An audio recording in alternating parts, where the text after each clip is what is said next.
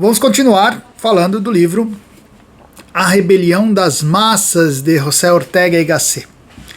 Nós já falamos algumas coisas e vamos continuar hoje. Vamos hoje a partir do capítulo 7 do livro, que se chama Vida Nobre e Vida Vulgar, ou Esforço e Inércia. E o filósofo espanhol começa falando assim: em princípio, somos aquilo que nosso mundo nos convida a ser. E as partes fundamentais de nossa alma são imprimidas nela, de acordo com o perfil de seu contorno, como se fosse um molde. O que ele está dizendo simplesmente é que somos nós e as nossas circunstâncias, como ele afirma em sua filosofia. Eu sou eu e também as minhas circunstâncias, e elas me definem, me moldam. O mundo onde as massas atuais nasceram mostrava uma fisionomia radicalmente nova na história. Isso nós já falamos na outra aula, né? Nas outras aulas, que esse mundo onde as massas atuais nasceram, que é o mundo que o Ortega y Gasset identifica como o mundo do século XIX, principalmente, que é o mundo do industrialismo, do capitalismo nascente, o mundo do consumo dos produtos, o mundo da industrialização, né? As massas nascem nesse mundo e isso gera uma forma completamente nova de se pensar e de ser de interagir com a realidade e com o entorno. E ele diz: a impressão tradicional dizia, ou seja, o mundo antes, a impressão que se tinha da realidade antes era assim: viver é sentir-se limitado. A voz novíssima grita: viver é não ter limite algum. Praticamente, nada é impossível, nada é perigoso e, em princípio, ninguém é superior a ninguém. Então, o homem deste novo mundo, ele é um homem que já não vê tantas limitações, diferente de antes. O homem anterior, ele se via limitado, né? Totalmente limitado, a verdade é essa. É um homem que tinha de se adaptar às suas circunstâncias. O homem da Idade Média, o homem do século XVI, século XVII, até do século XVIII, mas até o século XVII principalmente, é um homem que nasce numa realidade, uma realidade que ele pouco poderia mudar e da qual ele pouco poderia esperar de oportunidades na sua vida. E esse homem, ele precisa, esse ser humano, ele precisa se adaptar àquilo, ele precisa se encaixar dentro daquilo ali e aceitar aquela realidade. Essa é a vida do homem, sempre foi. A partir do século XIX, principalmente, segundo Ortega, a coisa muda de figura. As pessoas começam a ver oportunidades, começam a olhar o mundo não mais como limitação, mas como possibilidade. E no século XX, e podemos trazer isso até o nosso século XXI, muito mais, as possibilidades se abrem completamente. Então, os homens destes novos tempos são homens que, para quem quase nada é impossível, quase nada é perigoso, né? As possibilidades são gigantescas, certo? E o Ortega continua: o homem que estamos analisando está habituado a não apelar por si mesmo a nenhuma instância fora dele. Então lembre-se o que eu falei agora há pouco, tá? Que Ortega fala assim: praticamente nada é impossível, nada é perigoso para esse homem massa, e em princípio ninguém é superior a ninguém. Aqui é uma expressão-chave: ninguém é superior a ninguém. Isso significa que esse mundo novo, esse mundo da contemporaneidade do século XX, ele é um mundo em que todo mundo se vê com possibilidades abertas. No tempo quando as pessoas viviam na limitação das circunstâncias e da realidade, se viam assim com necessidade de se adaptar, era muito simples você entender que havia setores, pessoas que estavam em posições melhores e dificilmente você iria alcançar. Então existia a noção de superioridade, inferioridade social, de funções diferentes. Isso era muito mais claro antes. No novo mundo, isso se torna muito mais fluido. Ou seja, você já não consegue identificar muito bem quem é superior, quem é inferior. As mudanças são muito mais possíveis. Então é mais difícil você identificar que há aqueles que estão acima e aqueles que estão mais abaixo. Todo mundo acaba sendo igual. Esse mundo novo é um mundo da igualdade, pelo menos teórica. Veja, o Ortega ele está analisando, antes de tudo, a percepção, a teoria, a concepção, não o fato em si, tá? Então veja, para o homem deste novo mundo, tudo é muito igual, todos são iguais. E ele não está habituado a apelar a nada além de si mesmo. Ora, se tudo é igual, se não há superior, não há espelho, não há referência, então esse homem do século XX ele começa a olhar para dentro de si. Começa a olhar, não, ele nasce olhando para dentro de si, ele cresce olhando para dentro de si, ele vive olhando para dentro de si. Olhar para si, a sua percepção, a sua forma de ver o mundo, é a sua instância, onde ele vai buscar o juízo, né? Ele não mais se espelha no de fora, ele não tem mais aquela referência básica, mas ele começa a olhar apenas para dentro de si. O homem massa jamais teria apelado para qualquer coisa fora dele se a circunstância não tivesse forçado violentamente a isso. O que ele quer dizer é que o homem massa que olha apenas para dentro de si, ele foi forçado a isso por meio das circunstâncias, por conta das circunstâncias da configuração social como ela se formatou a partir do século XIX. Já o homem especial ou excelente está constituído por uma íntima necessidade de apelar por si mesmo para uma norma além dele, superior a ele, a cujo serviço se coloca espontaneamente. E aqui o Ortega ele vai deixando mais claro qual é a sua noção de nobreza ou de elite. Nós já percebemos que ele está falando de elite. Ele está falando de massa, ele está falando do homem massa, e ao mesmo tempo, obviamente, ele também está falando de uma elite. Mas que tipo de elite é essa? E é muito normal as pessoas pensarem, conforme a nossa concepção, conforme a concepção que nós temos hoje em dia, em pensar em elite, como elite política, basicamente, né? Ou elite financeira, elite de poder. E claramente a gente vai vendo durante toda a leitura do livro A Rebelião das Massas que o Ortega ele não está tão preocupado com a questão de poder político e poder financeiro. A concepção dele de elite, de nobreza, é uma concepção muito mais sutil. Muito mais sutil. Como ele fala, o homem especial ou excelente, que é esse participante dessa nobreza, ele está constituído por uma íntima necessidade de apelar por si mesmo para uma norma além dele e superior a ele. Veja, então aqui ele faz a comparação entre o homem massa e o homem nobre, né? O homem de elite. O homem massa é aquele que apela para si mesmo, para seus desejos, para suas percepções, para sua vontade, para sua perspectiva.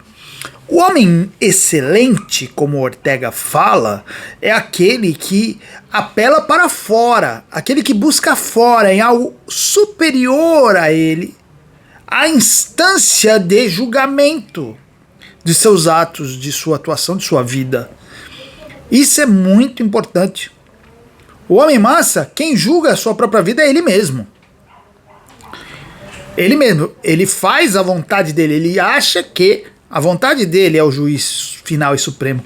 O homem de elite, o homem nobre, ele vai olhar para fora. Então, a gente também começa a perceber aqui a ideia de nobreza que o Ortega tem. Porque se você faz uma leitura sem perceber essas sutilezas, você vai acabar achando que o Ortega é apenas um elitista no sentido mais vulgar. E pensar assim, o que esse cara está falando não tem muito sentido para os nossos dias, né? Não, mas veja, ele está ali replicando uma ideia de alguém que entende a realidade de uma forma mais profunda. E ele continua falando do homem de elite. Ele fala assim: é a criatura de seleção, e não a massa, a criatura de seleção é esse homem especial que vive em servidão essencial, Sua vida não tem sabor se não está a serviço de algo transcendente. Por isso, quando ele não vê a necessidade de servir como uma opressão. Para ele servir é algo bom, né? Quando esta, por acaso, lhe falta, sente-se inquieto e inventa novas normas mais difíceis, mais exigentes que o oprimam. Isso aqui é de uma beleza, assim, se você para perceber o que ele está dizendo, né? Ele está falando que o homem excelente, ele é o que vive em servidão. Por quê? Servidão no sentido, também não no sentido vulgar aí, não como algo ruim, mas ele quer dizer que o homem nobre, ele vive a serviço. É um serviço espontâneo, mas ele se coloca a serviço de algo superior, de Deus, da virtude, de princípios, de valores, entende? Isso faz uma diferença brutal. Então, se você for comparar o homem nobre, o homem excelente com o homem massa é livre. Livre nesse sentido. O homem massa, ele não se coloca a serviço de nada além dele mesmo. Além da sua própria vontade, além dos seus próprios objetivos, além dos seus próprios desejos. O nobre não, ele coloca algo além dele como o que vai guiá-lo. E você falar isso hoje em dia é tão estranho e quase incompreensível. Porque hoje tudo está a serviço dos próprios objetivos. Se você não tiver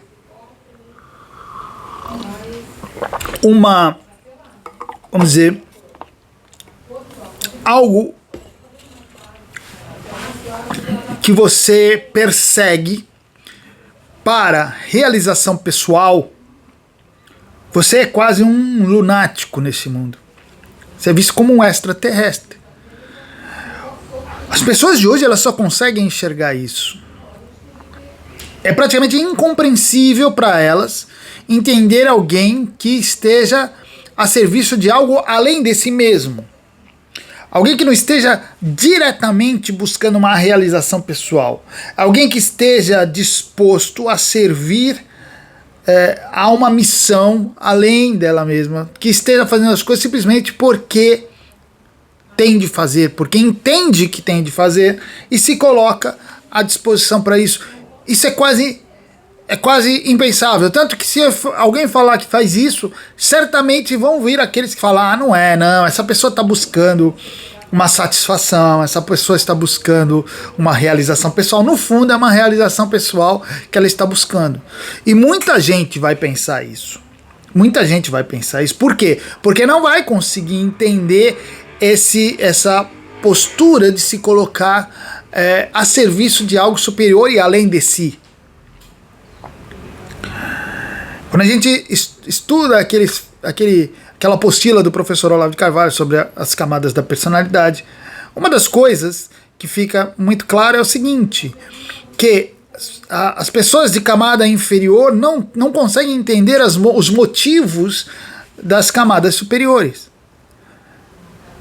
E rebaixam sempre para a sua perspectiva, para a sua capacidade de compreender as coisas, as motivações. Então, se a pessoa fala assim, não, aquela pessoa está a serviço de uma missão maior que ela não está buscando realização pessoal, ela está buscando servir algo transcendente e superior.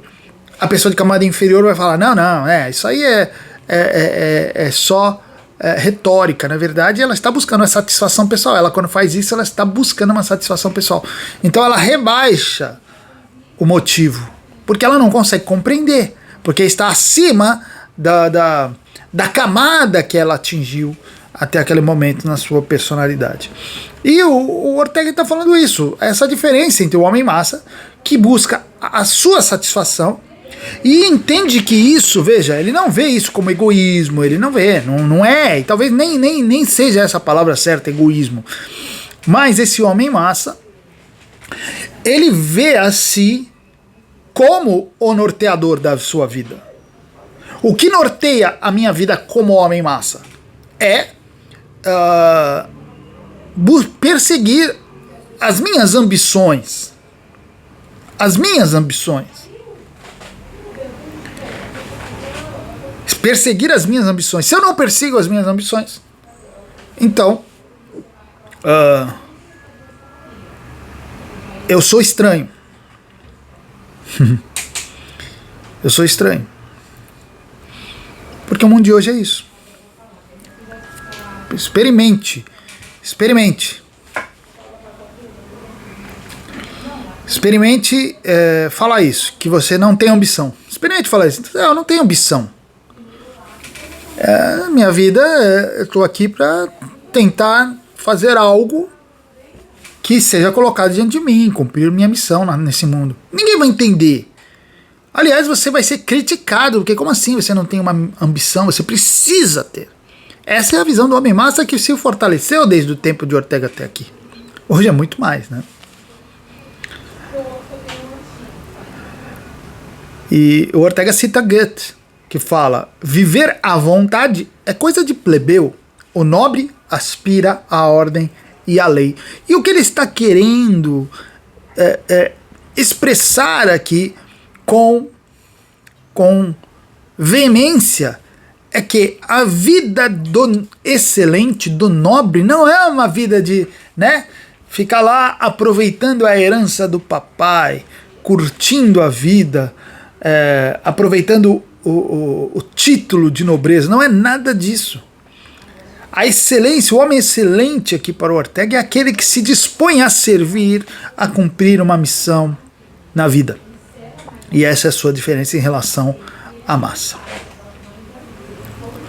Os direitos privados ou privilégios não são a posse passiva e o simples gozo, exatamente o que eu falei, mas representam o perfil de até onde vai o esforço da pessoa. Já os direitos comuns são propriedade passiva, dom generoso do destino que todo homem tem. O que ele quer dizer é que o homem excelente, nobre, ele busca, além dos direitos comuns, além daquilo que é comum, ele vai buscar... olha, se eu fosse resumir o que ele está falando o seguinte: o homem nobre arruma para a cabeça. Está sempre arrumando problema para si, porque ele está sempre buscando algo que ele precisa fazer. E se a vida de repente parece que chega num momento que ele cumpriu, ele vai arrumar alguma coisa a mais porque ele tem de fazer. Isso é um homem nobre, é um homem excelente, diferente da massa. Nobreza para muitos significa nobreza de sangue, hereditária. E quando pensam dessa maneira, a transformam em algo parecido com os direitos comuns, em qualidade estática e passiva. Mas nobre significa o conhecido, o famoso, na etimologia. Alguém que se fez conhecer por sobressair, exatamente por sobressair da massa anônima. Então, nobre é aquele que se diferencia por algo, por buscar algo mais do que a massa. Então a gente vê, veja, olha o que ele está falando aqui. E é importante a gente contextualizar com o nosso tempo também. Às vezes a gente pode olhar tanta gente correndo atrás das coisas, trabalhando, fazendo coisas, desenvolvendo conteúdos, como se fala hoje em dia, ganhando dinheiro, abrindo empresa e tal. E isso não significa exatamente que a pessoa que ela não é massa. A pessoa que faz isso, simplesmente ela pode ser um homem massa voluntarioso, um homem massa que trabalha. Aqui ele não está falando que o homem massa é preguiçoso. Nada disso. Ele não está falando que o homem massa é preguiçoso. Ele está falando algo mais. Tá bom? Ele está falando que esse homem nobre, ele não está apenas fazendo, mas ele está cumprindo uma missão. Ele está servindo algo para além dele. A chave está aqui. É uma vida para além de si mesmo. uma vida para além de si mesmo. Entendeu? Porque o cara pode estar construindo um império financeiro, mas tudo ele está fazendo para a sua satisfação pessoal, para a sua realização, para sentir que construiu algo. Isso é pensamento de massa. O nobre é aquele que vai além, que ele pode morrer pobre, pô, mas ele está fazendo algo para além de si. Para algo, ele está servindo algo superior a ele mesmo. Então o Ortega ele faz a diferenciação entre nobre originário e nobre hereditário. O nobre originário se obriga a si mesmo. Ele cria obrigações para si. E o nobre hereditário é obrigado pela herança. Então ele já faz essa separação. Não é para confundir com aquela aristocracia de sangue, que a pessoa recebe um título porque o pai tinha o título e tal, e aí ele vive com aquilo, assume algumas até obrigações diferenciadas porque o título lhe obriga a ter essas responsabilidades. Mas não é desse que o Ortega está falando. O Ortega está separando e fala, isso aí é o nobre hereditário. Eu estou falando do nobre originário, que é aquele que busca, que vai atrás dessas responsabilidades, que se coloca voluntariamente sob essas responsabilidades e trabalha para elas. Nobreza, para mim, diz Ortega, é sinônimo de vida dedicada, sempre disposta a superar a si mesma. A vida nobre se contrapõe à vida vulgar, que nós chamamos massa, não tanto por ser multitudinário, mas por ser inerte. Inerte, repito, não é o ficar parado fisicamente, mas o inerte aqui ele está se referindo a esse movimento de autossuperação. Aí é que está.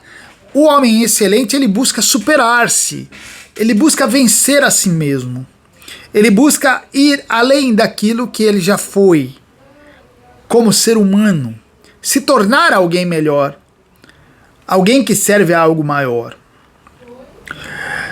Não é fazer mais fisicamente, não é fazer mais fisicamente apenas, mas é superar-se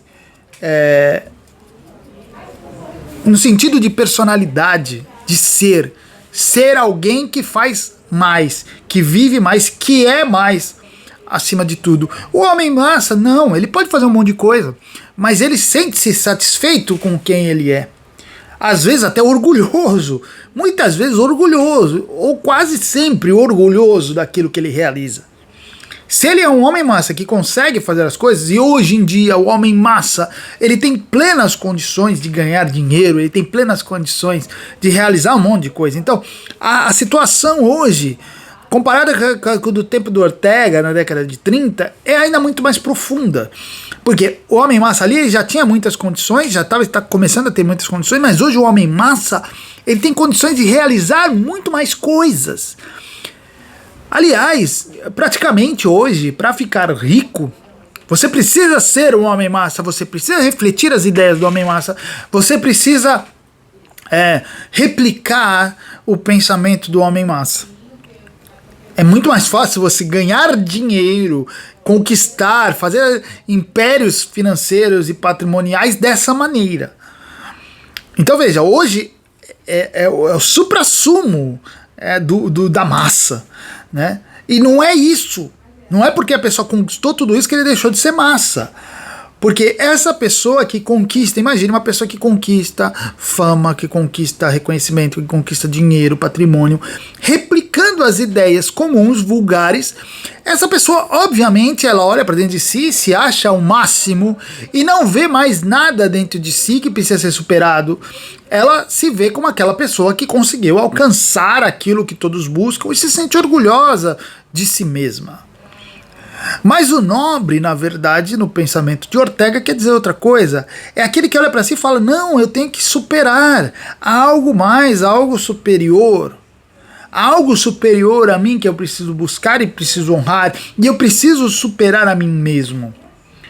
Eu não posso ficar vivendo nesse orgulho besta achando que tá tudo maravilhoso, entende? A maior parte dos homens são incapazes de qualquer outro esforço que não seja o estritamente imposto como reação a uma necessidade externa. É verdade. Mesmo aqueles que conquistam muito financeiramente. Por quê? Aquilo também é uma reação. Porque a necessidade ali é a necessidade do corpo, a necessidade da alma, no sentido assim, popular, né? São pessoas que buscam a realização financeira, buscam a realização patrimonial, né? A realização até como social, e isso é reação. Porque o mundo hoje impõe isso, ó, você tem que ganhar dinheiro, você tem que construir patrimônio, você tem que fazer uma boa aposentadoria. Então, muitas pessoas correm atrás, reagem a essa imposição social e conseguem grandes coisas. Só que o Ortega considera que isso é o normal, a maior parte dos homens vive assim. Agora,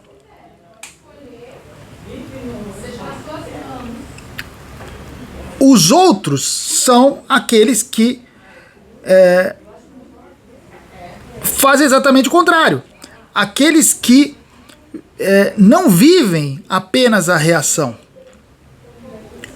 E aí o Ortega vai falar, esses que não vivem apenas na reação, mas que buscam algo mais, ficam isolados, como monumentos em nossa existência. Como os pouquíssimos seres que conhecemos capazes de um esforço espontâneo e magnificante. São os homens especiais, os nobres, os únicos ativos e não apenas reativos, para os quais viver é uma tensão permanente, um treinamento constante.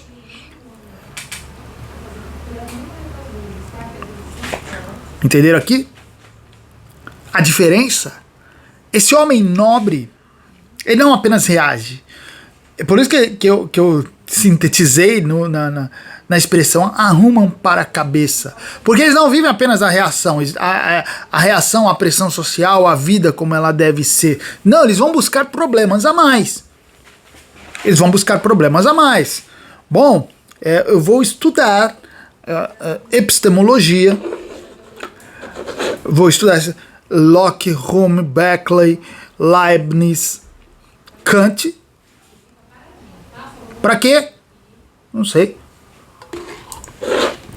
Porque eu quero conhecer, eu quero entender melhor o ser humano. Mas para que isso? Por que você precisa fazer isso? Não, porque eu quero me superar. Eu quero ser melhor do que antes, eu quero entender melhor as coisas que antes para me tornar uma pessoa melhor.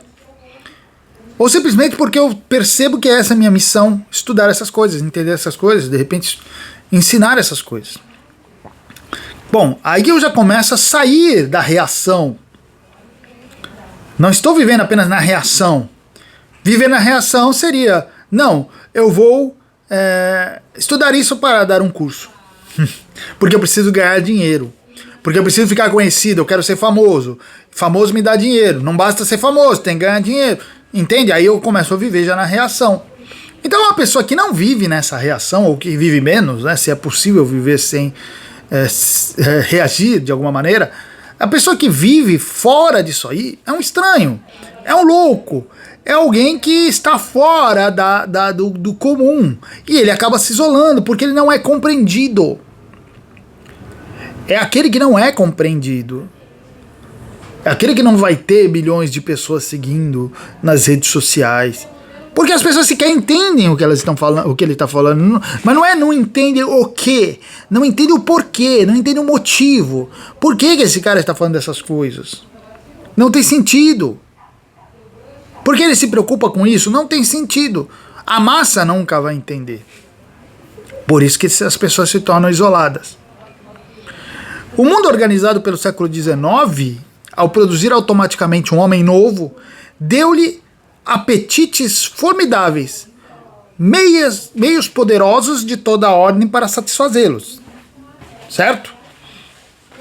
Depois, o abandonou a si próprio. E então, seguindo a sua índole natural, o homem médio se fechou dentro de si. Ah, entenderam? Por isso que ele bota na conta da prosperidade, esse mundo mais próspero e cheio de possibilidades, deu para o homem muitas coisas, despertou apetites que antes estavam guardados, porque o homem de antes ele não podia nem sequer sonhar com certas coisas. O homem que nascia na Idade Média ele não podia sonhar assim, olha, vou viajar para as Índias. Ele nem sonhava com isso. Vou passar uma temporada nas Índias. Ele não sonhava com isso. O homem hoje, ele, tranquilamente, ele pode parar e falar, caramba, meu sonho, minha vontade, não é nem sonho, né? Sonho é uma coisa distante, mas minha vontade, meu desejo é passar uma temporada na Europa, e isso é mole. É mole. Entendeu? Que dificuldade tem a pessoa para alcançar? Então é um apetite que começa a fazer parte da vida da pessoa. Né? Sem falar dos apetites mais baixos que estão disponíveis aí. Entendeu? Então, os apetites multiplicaram-se de maneira absurda.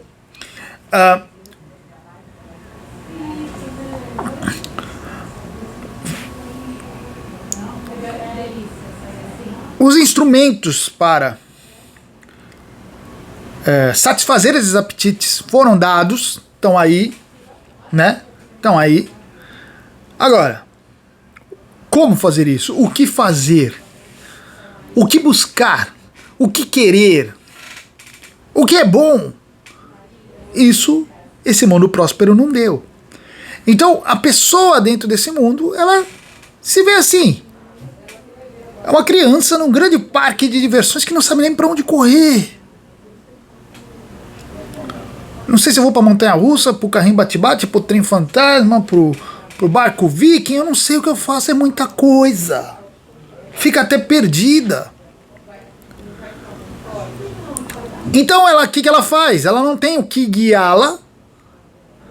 Então ela vai ser guiada pelos seus próprios apetites. Pô, estou com vontade de fazer o que agora? Qual é o meu desejo? O que eu estou buscando?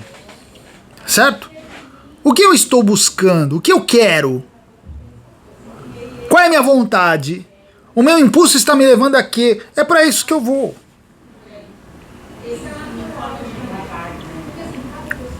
Desse modo, nos encontramos com uma massa mais forte do que a de nenhuma outra época. Mas diferente da tradicional, fechada em si mesma.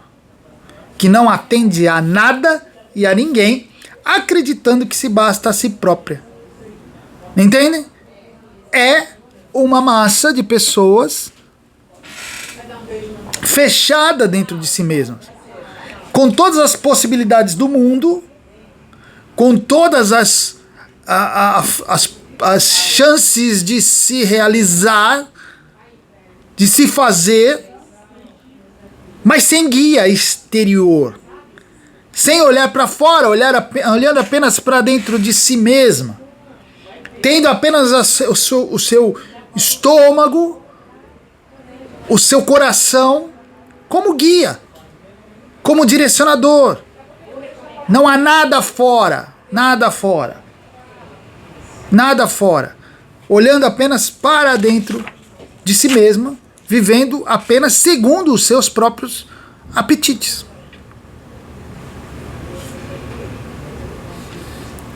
A textura básica de sua alma é feita de hermetismo e indocilidade, porque lhes falta por nascimento a função de atender ao que está além delas.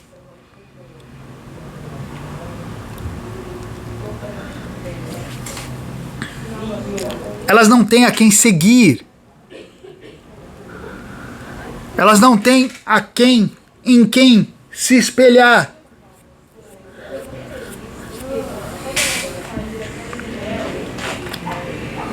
Elas não têm para onde olhar.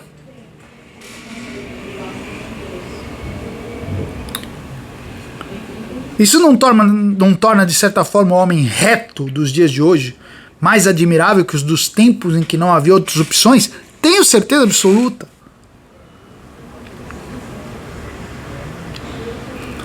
Tenho certeza absoluta disso, porque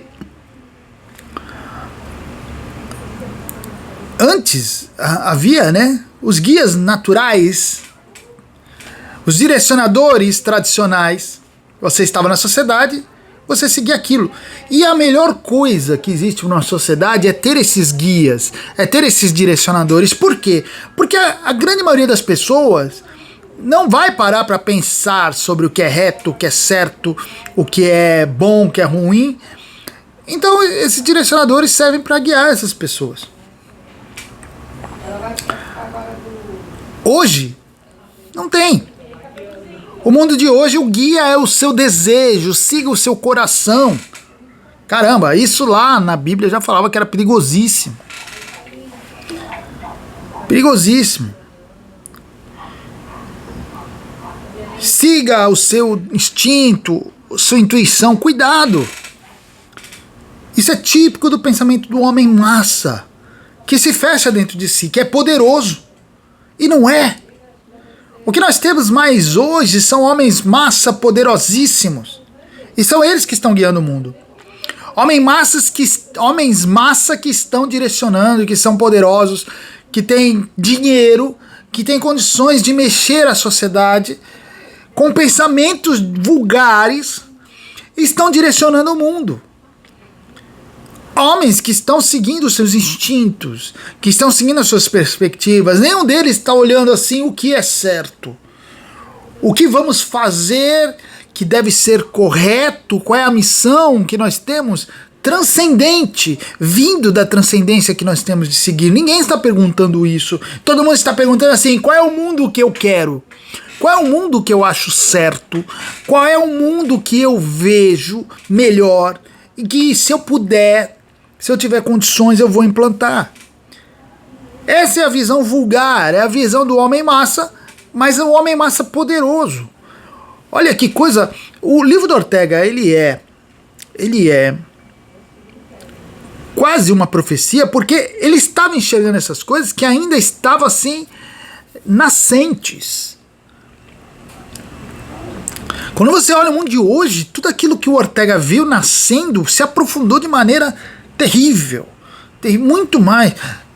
Assim, a única coisa que o Ortega errou, assim, errou não, mas assim, ele achou que desse jeito em 30 anos as coisas iriam embora, não, mas a coisa está, de vez de destruir, ela está se aprofundando mais. E esse homem massa poderoso que ele enxerga ali, hoje é muito mais. Muito mais. Hoje é massa influenciando massa. Cego guiando cego. É isso que nós vemos. A verdade é essa. A verdade é essa. O mundo de hoje é uma... As pessoas replicando-se umas às outras, com pouquíssimas ideias originais, ou ideias superiores, ou ideias aprofundadas, todos falando a mesma coisa. Você às vezes divide, né, um lado para lá, um lado para cá, mas todo mundo se alimentando. Todo mundo se alimentando, com as mesmas ideias vulgares. E as massas quererão seguir alguém e não poderão. Quererão ouvir e descobrirão que são surdas. Aquilo foi quase bíblico, né? Mas o que ele está dizendo é o seguinte: essas massas, elas vão querer buscar referências, e essas referências não existem. E aí o Ortega não está falando isso, mas eu falo. Elas vão criar suas próprias referências, elas vão criar seus próprios líderes, elas vão gerar sua própria nobreza, sua própria aristocracia. E aqui quem está falando é o Fábio, não é bem o Ortega. O que nós temos hoje é uma aristocracia oriunda da massa. É o massa aristocrata ou aristocrata massa. É o aristocrata que ele é aristocrata apenas no sentido de ter condições maiores de mover as coisas social e politicamente. Entendeu? Ele tem mais condições de ser líder, no sentido de guiar os outros, mas as suas ideias são idênticas. Ele não traz ideias novas, ele não traz ideias diferentes, ele não faz, ele não está servindo a ninguém além dele e superior a ele. Ele também está seguindo os seus desejos e as suas as suas perspectivas. E quando nós vemos esse monte de gente querendo mudar o mundo, querendo transformar o mundo pela sua força, pelo seu poder, segundo a sua visão de mundo, nós vemos aí o apogeu da massa. São homens massa que atingiram um poder material muito forte, né? De tentar fazer com que o mundo seja a sua imagem e semelhança, segundo a sua visão do que é bom e o do que é ruim. O simples processo de manter a civilização atual é extremamente complexo e requer sutilezas incalculáveis. Mal pode governá-lo esse homem médio que aprendeu a usar muitos aparelhos da civilização, mas que se caracteriza por ignorar a origem dos próprios princípios da civilização. Gente, é isso que nós estamos vendo nessa liderança massa que existem. Homens que têm o aparelho, que têm os instrumentos, que têm a força monetária, a força política, a força social, mas que, como são homens que pensam vulgarmente, eles não têm ideia de como funciona a civilização. Tá? Eles têm ideia do que a civilização é agora, como funcionam os processos neste momento, mas não têm a mínima ideia de como funciona a civilização na sua extensão cronológica, de como os processos vêm desde o passado até agora e como eles precisam ser preservados e estimulados e repetidos. Não, ele só consegue olhar o agora. É a mente vulgar, é a mente massa. Então esses homens têm todo esse poder em suas mãos, mas não têm condições de guiar a civilização. Não é possível para esse homem guiar a civilização. Ele guia no sentido mais grosseiro mesmo, mas não tem a capacidade intelectual para fazer isso. A atividade política, que da vida pública é a mais eficiente e a mais visível, é, por outro lado, a última, resultante de outras mais íntimas e impalpáveis. Então a gente está entendendo onde José Ortega y Gasset quer chegar. Vocês lembram muito bem o que o professor Olavo de Carvalho insistia o tempo todo na formação de uma elite intelectual. O Ortega está falando da mesma coisa. Ele diz: a atividade política, que da vida pública é a mais eficiente, a mais visível, é, por outro lado, a última, resultante de outras mais íntimas e impalpáveis. O que ele quer dizer é que a política é o efeito da literatura, é o efeito da intelectualidade.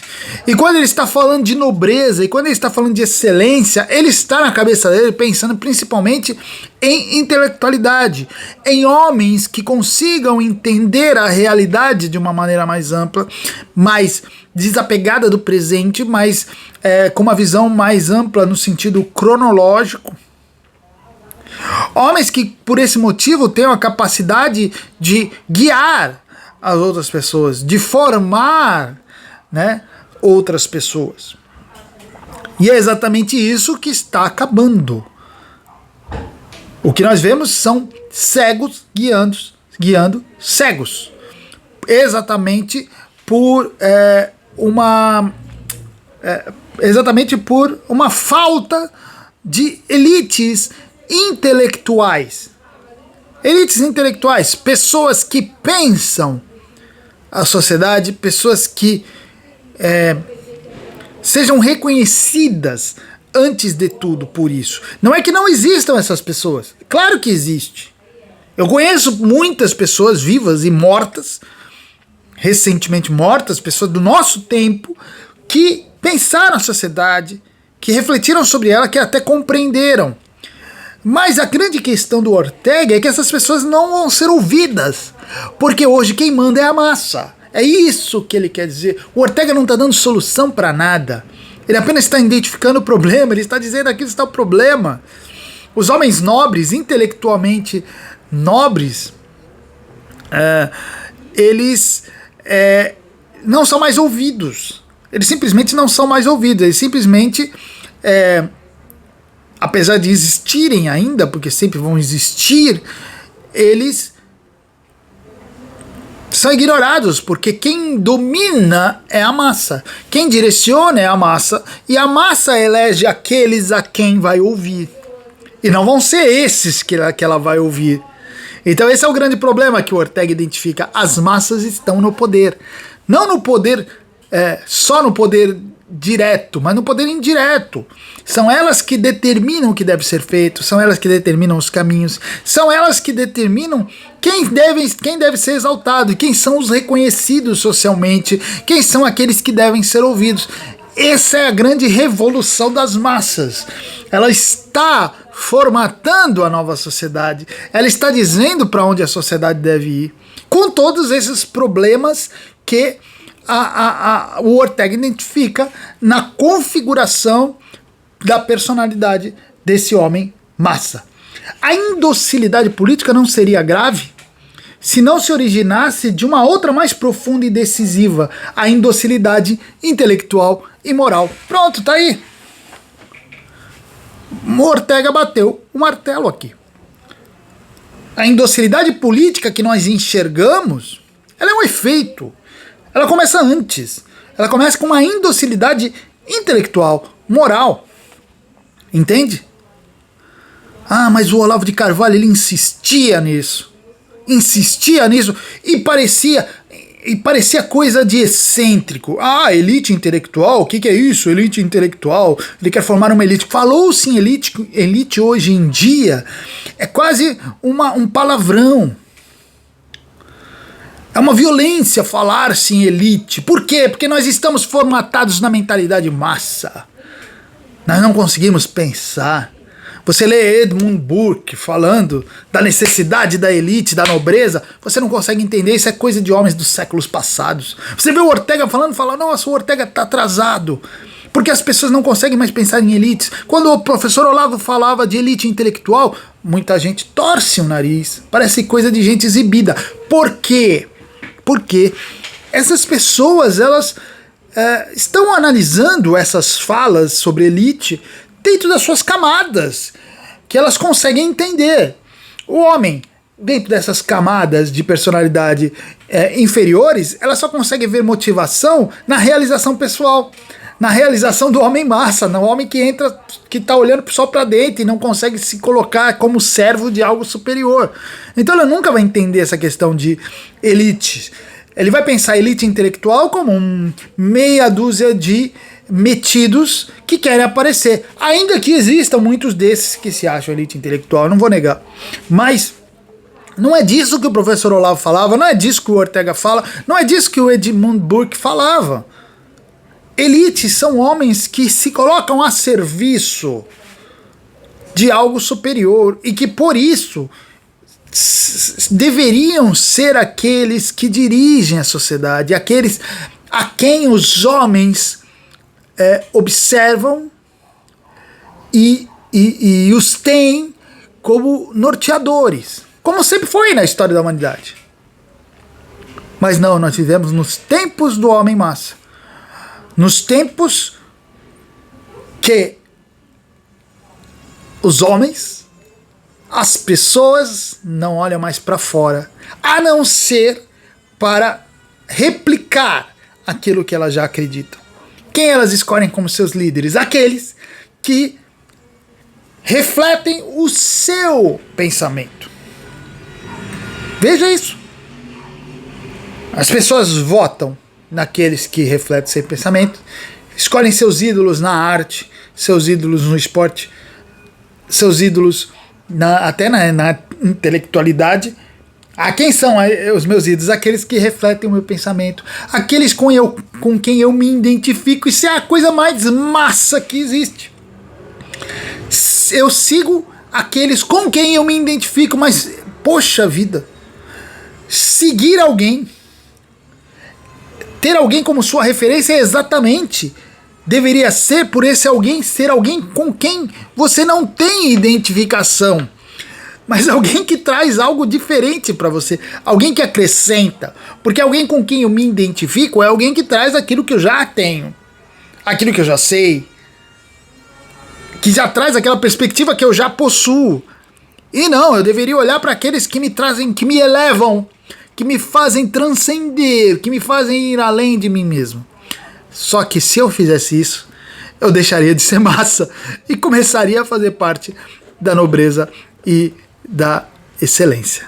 E é exatamente esse o problema que o José Ortega y Gasset identifica no nosso tempo.